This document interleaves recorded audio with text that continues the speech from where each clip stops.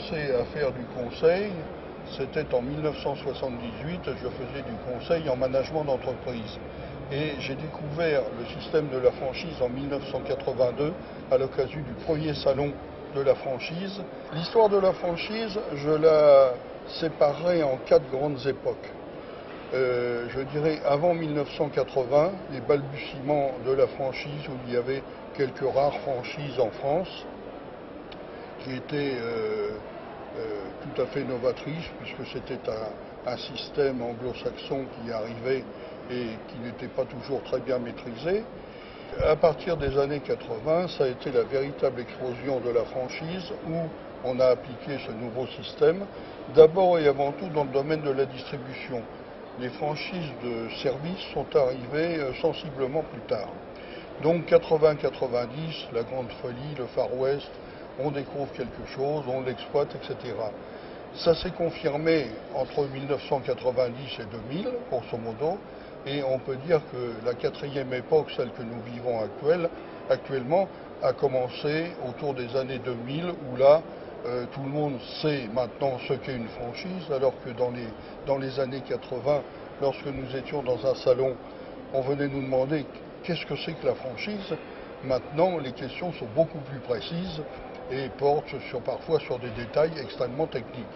Donc on peut dire que la franchise est arrivée, je dirais, à son âge adulte en France, et il faut bien insister sur le fait que la Fédération française de la franchise a identifié à la fin de l'année dernière environ 1500 réseaux en France. C'est vous dire l'importance qu'elle a prise, et la franchise est devenue un élément très important du fonctionnement du commerce en France, dans la mesure où elle représente, si j'ai bonne mémoire, plus de 56 milliards de chiffre d'affaires. Ce qui est assez curieux, c'est que la franchise a démarré simultanément aux États-Unis et en France de manière complètement différente. Aux États-Unis, elle a démarré à partir de General Motors qui, à cause des lois antitrust, a été obligé de séparer son réseau de distribution de son réseau de fabrication. Par contre, en France, c'est la Lainière de Roubaix qui a innové en cherchant un nouveau système de distribution pour les laines pingouins.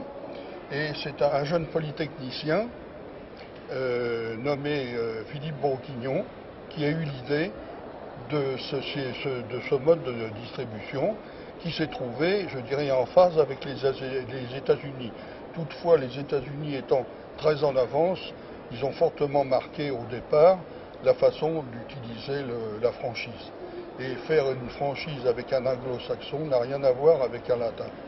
On s'est aperçu à cette époque qu'il y avait une évidence qui était qu'une entreprise doit se développer. Et comment une entreprise peut-elle se développer?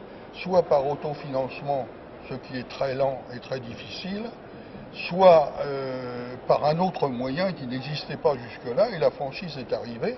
Un chef d'entreprise qui avait pris tous les risques, qui avait commis éventuellement des erreurs et qui en avait tiré les conséquences, était capable de transmettre un savoir-faire à quelqu'un qui, à ce moment-là, ne courait plus aucun risque, puisque toute l'expérience avait été faite auparavant.